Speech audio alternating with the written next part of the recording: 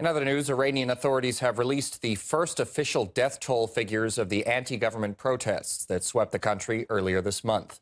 The National Security Council says that over 3,000 people died in the unrest, of which nearly 2,500 people have been identified as civilians and security personnel. As for the rest of them, the identities have not been disclosed so far.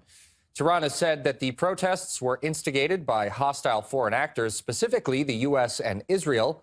And earlier, we were able to obtain this video footage of the riots showing armed people attacking Iranian servicemen.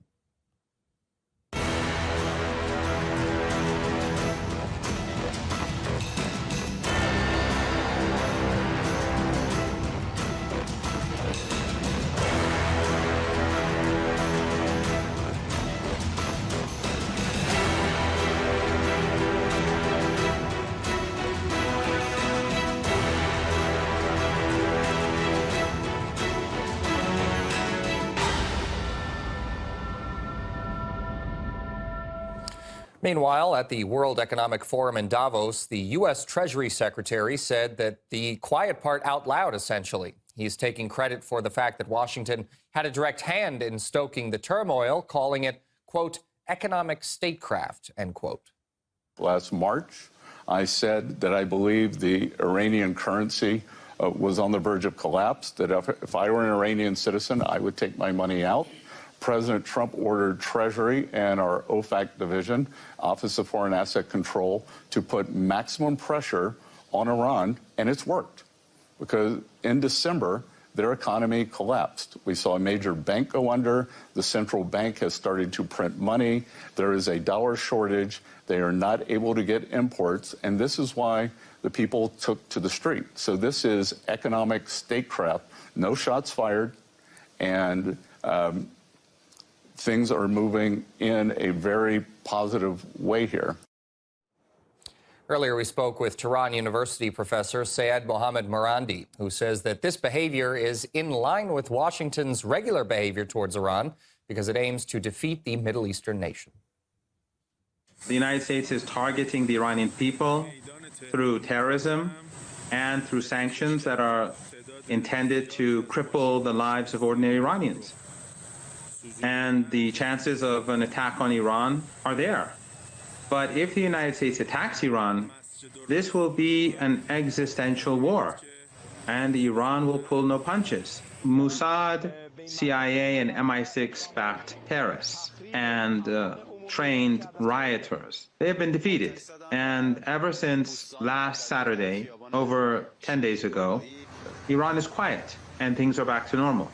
And we saw huge rallies across the country in support of the Islamic Republic of Iran, the Constitution, last Monday. And these crowds were unprecedented.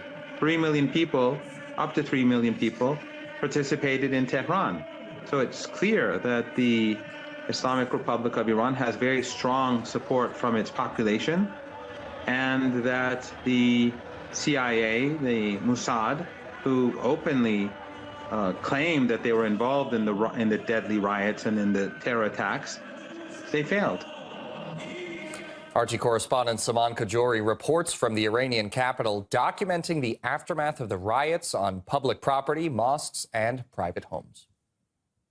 I'm talking to you from east of Tehran, the passenger bus terminal. And as you can see, over 22 buses have been set on fire during the unrests and riots of the past 2 weeks in Iran. We have been brought here as part of a media tour to visit different sites which came under attacks, destroyed or set on fire by trained riders and foreign-backed elements. So let's check this inside to see how much damages actually have been inflicted upon these buses and public transportation vehicles.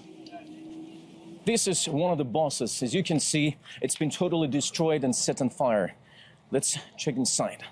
Well, look at the inside. All the seats have been burned, And this is a public transportation bus.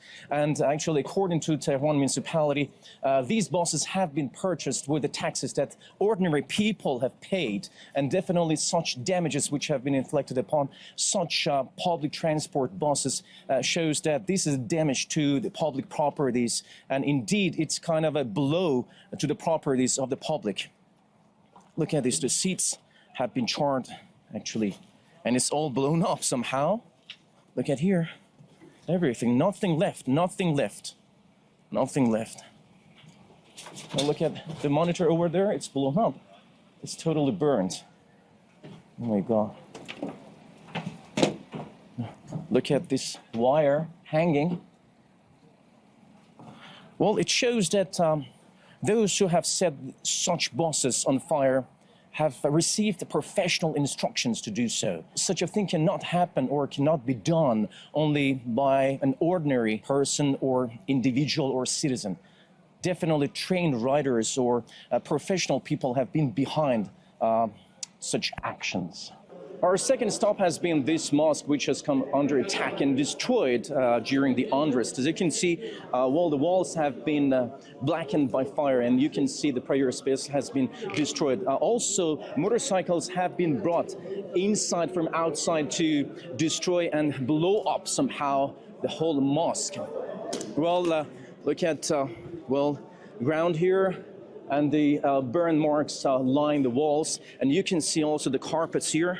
Look at the carpets, have all been burned, and there is nothing left of the ordinary mosque that we experience every day. Muslims cannot pray in this room any longer. During this attack against this mosque, also the Muslim book of Quran has been burned.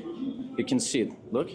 Well, this is seen as an act of sacrilege against Muslim sanctities, and people believe that such an act of sacrilege against Muslim sanctities is tantamount to a war against Islam and Muslims, and not just Iranians. According to statistics released so far, over 180 banks were attacked nationwide, with about half completely destroyed. 55 retail stores were looted, and around 200 shops were set on fire. At least 26 homes were burned. Over 70 mosques and religious sites were attacked, nearly half destroyed. 15 commercial complexes and 13 government centers were destroyed or damaged. 50 fire engines and over 180 ambulances were attacked, many destroyed again. 9 major telecom sites and 9 cross-connect cabinets were destroyed. Also, water, wastewater, and electricity infrastructure were damaged during the unrests, including pumping stations and administrative buildings like this one.